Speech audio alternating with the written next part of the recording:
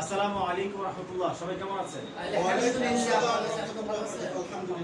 অবশ্যই আলহামদুলিল্লাহ। আপনারা সবাই দিনের জন্য আমরা সবাই এখানে একসাথে হয়েছি। আমরা আদর্শ গ্রাম এবং আদর্শ এলাকা বাস্তবায়ন করতে চাই। কি বলেন? কোনো দ্বিমত আছে? তো এখন এই জিনিসটা বাস্তবায়ন করার আগে আমাদের সমাজের চিত্র জানতে হবে। সমাজের চিত্র কি দেখেন? এসএসসি পরীক্ষার্থী মেয়েকে উত্তক্ত করেছে, বাবাকে হত্যা করেছে, ঘরে নামাজ পড়ছে, ধর্ষণ করছে, গিয়ে ভিডিও ভাইরাল করেছে, নকল চাল তৈরি হচ্ছে, বুড়া লোক চুরি করে মার খাচ্ছে, সন্তান বিক্রি করে মোবাইল নুপুর কিনেছে মা, মদের বেতন ভেঙ্গে স্বামীকে কুপিয়ে প্রেমিককে ভিডিও কল দিয়েছে,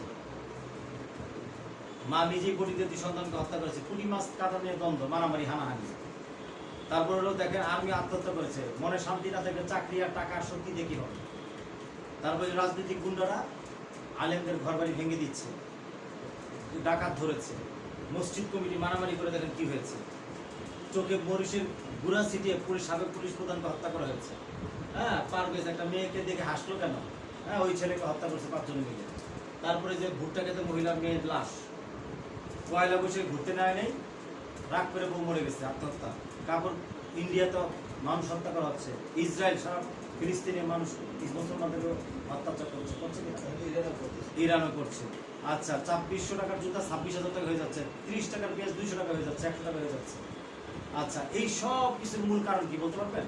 আমরা 3টা কারণ বের করেছি। কয়টা কারণ বলুন তো? 3টা কারণ। 1 নম্বর হলো কাউন্সিলিংহীনতা, 2 নম্বর হলো হারাম ইনকামের পরিণতি, আরেকটা হলো হারাম সম্পর্কের পরিণতি। কয়টা কারণ বলুন তো? কাউন্সিলিং মানে আত্মশুদ্ধি। কাউন্সিলিং মানে কি? আত্মশুদ্ধি। তো আত্মশুদ্ধি বা আত্মশুদ্ধি করা, বোঝানো, মনোবিজ্ঞান দিয়ে সাহায্য করা, এটা হলো কাউন্সিলিং। এখন এই কাউন্সিলিং যদি একটা বাচ্চার ক্লাস 10-এ, যে বাচ্চাটা আত্মহত্যা করেছে, ক্লাস 10-এ যদি তাকে তার বাবা মা ভালো বোঝাতে পারতো, শিক্ষক বোঝাতে পারতো, তাহলে সে কাজটা করতো না। এই যে হত্যা, রাহাজানি, যত কিছু হচ্ছে, সব কিছুর পিছনে যদি সঠিক বুঝ ব্যবস্থা ঠিক না থাকার কারণে এই সমস্যাটা হচ্ছে। আর হলো হারাম সম্পর্ক আর হারাম ইনকাম। এই যে মরিচের গুলো ছিটিয়ে পুলিশ প্রধান হত্যা করেছে, অবশ্যই কোনো ধরনের লেনদেন থাকতে পারে কিনা। আচ্ছা, যাই হোক, এখন সমাধান কি বলেন? কি সমাধান আমরা আনতে পারি? এই সমাধানের জন্য আমাদের 3টা কাজ করতে হবে। কয়টা কাজ বলতো?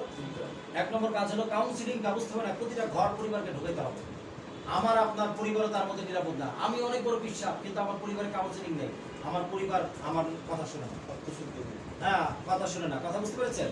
তো এখন কথা হলো যে আমার পরিবারকেও কাউন্সিলিং মানে যুক্ত করতে হবে, আমার ভাই ব্রাদার, আমার গ্রাম প্রতিবেশী। কারণ আমি ঘরে নামাজ পড়ি, কিন্তু আমার প্রতিবেশী তো খারাপ, তাহলে তো হবে। এই জন্য এই কাউন্সিলিং প্রোগ্রামে সবাইকে ঢুকতে হবে এবং সবাইকে কি করতে হবে? ঢুকাতে হবে। আসলে কথা বুঝতে পেরেছেন? তাইলে সবাই শুদ্ধ হয়ে মানে মারামারি হানানি থেকে বের হয়ে আসবে। 2 নম্বর কাজ হলো হালাল সম্পর্কে শিক্ষা দিতে হবে। এখন থেকে হালাল সম্পর্ক কিভাবে হবে? মনে করেন একটা আমি আপনাকে বিরিয়ানি দিলাম খাইতে, বললাম যে বিরিয়ানি খাবেন 12 ঘন্টায় 12 লোক মানে মজা লাগবে না। অথবা বললাম যে পোলাও খাবেন আলাদা, গোস্ত খাবেন আলাদা, সালাদ খাবেন আলাদা, মজা লাগবে? এটা একটা প্যাকেজ, এটা একটা ফ্ল্যাট। এই ফ্ল্যাটে পাকঘর থাকবে, বেসিন থাকবে, বাথরুম থাকবে, বেডরুম থাকবে, ডাইনিং রুম থাকবে, সবকিছু থাকবে, ঠিক না? বাগান থাকবে। এটা একটা প্যাকেজ।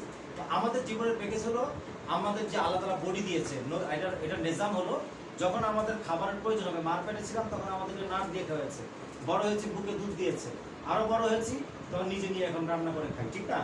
এখন কথা হলো যদি মা যদি বলে যে ঠিক আছে তুমি তোমার ক্ষুধা আছে, তুমি 5 বছর পরে খাবার দিতে, তাহলে কথাটা কি ঠিক হবে?